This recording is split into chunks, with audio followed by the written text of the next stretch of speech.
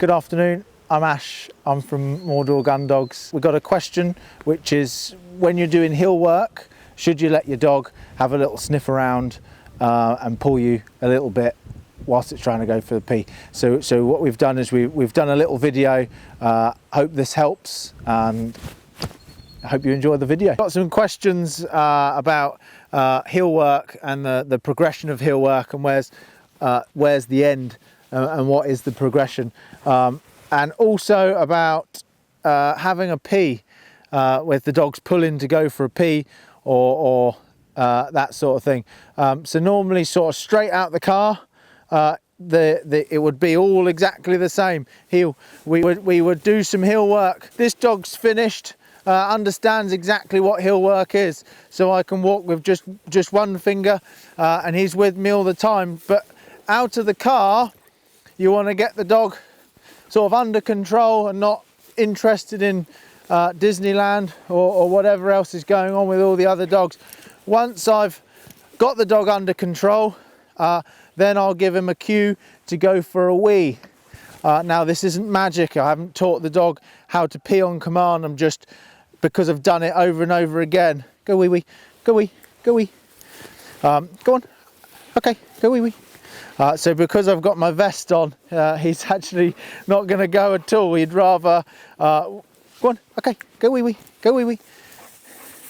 Go on, go wee wee. So I'd take him to a little bit where he's going to go for a wee.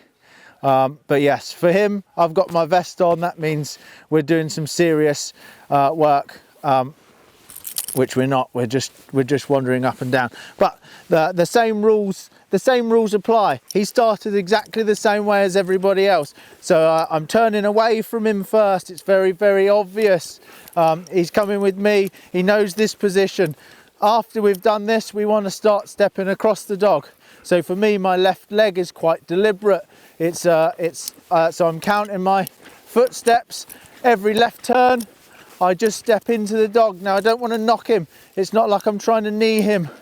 But what I do want is him to know that leg can come across at any time. My knee is the target. I don't really want him to be focusing on an item, a ball, or a piece of food. The reason is I want him to focus on the job, which is out there. Where my shoulders are pointing, that's where the birds are going to drop.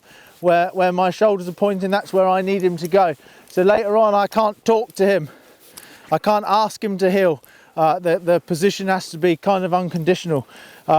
So how do we get to transitioning off the lead, which is the end result? The reason we walk on a loose lead all the time is because this is the transition. There is no lead. So he needs to feel this loose sensation all the time. If he feels pressure all the time and he needs pressure to walk to heel, guess what?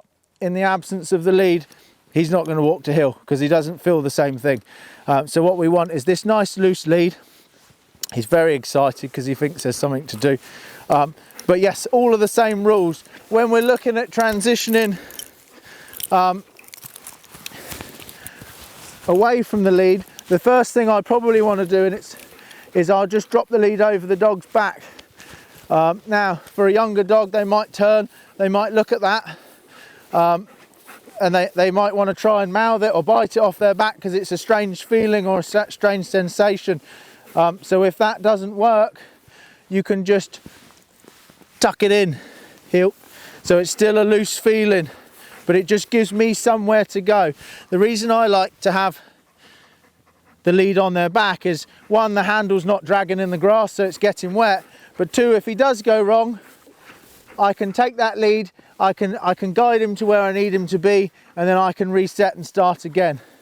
From here, there's a couple of ways of doing it. Here, sometimes you can just slip the lead off as you're walking, and then the dog does not know whether it's on or off. So we just do that a couple of times. So for him, the lead on and off doesn't mean anything. It doesn't mean freedom. He's just very, very used to me putting it on and off. We do that again. The other thing we can do is we can do like a little quick release. Heel. And then as we're doing that, we just drop one side and we just leave that over his back. So he still thinks in his mind that we've got control over him because he's got the lead on. Once this stage is going really well and he's still turning, he's doing all those things, we just slowly sneak the lead off, and then he just thinks there's nothing on us. I hope that clip was helpful and I hope you enjoyed it. Remember, you get out what you put in. Thanks for watching.